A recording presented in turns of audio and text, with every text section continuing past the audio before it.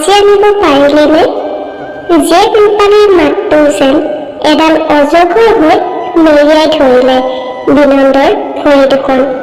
লৰচৰ কৰিব নোৱাৰাকৈ সি থমকি ৰল।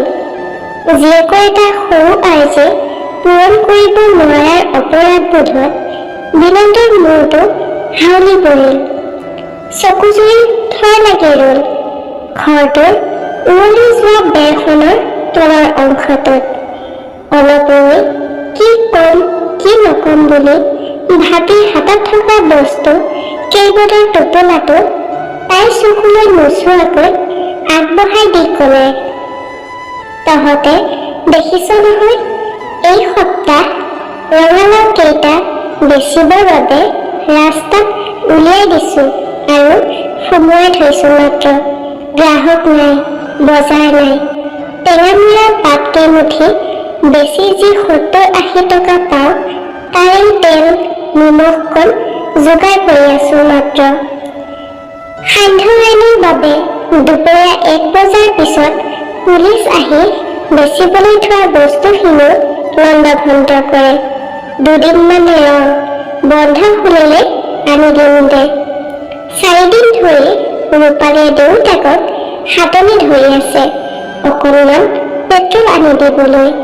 উচ্চতৰ মাধ্যমিকৰ চূড়ান্ত পৰীক্ষাত সফলতাৰে উত্তীৰ্ণ হোৱাৰ বাবে আজি এসপ্তাহ আগতেই ৰূপালীয়ে চৰকাৰৰ পৰা এখন স্কুটি লাভ কৰিছিল।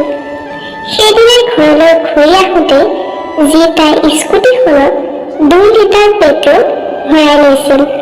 হাতৰ টকাকেইটা আদায় হোৱাত ভাইক ভনীয়েকহঁতৰ বাবে এপোৱা বুন্দিয়া ভুজিয়ালৈ এক বুজাব নোৱাৰা আনন্দ এটাৰ সহযাত্ৰী হৈ উভতিছিল তাই সেইদিনা। ৰূপালী কিছু সময় মৌন হৈ ৰৈ আছে। দেউতাকৰ শুকান মুখখনলৈ পুনৰ চোৱাৰ সাহস গোটাব নোৱাৰিলে তাই। এটা বুজাব নোৱাৰা শোকে কণ্ঠনলীত বহি মৃদু বিষ এটাৰ সৃষ্টি কৰিলে তাই।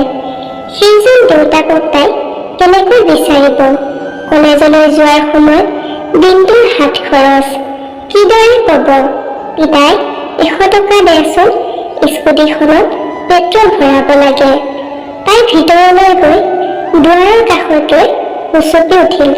তাই নিজকে সুধিলে, চৰকাৰে দিয়া স্কুটিখন সিহঁতৰ ঘৰৰ দৰে পৰিয়ালৰ বাবে এটা উপহাৰ নে ল'ব নোৱাৰা এটা বোজা হ'ল?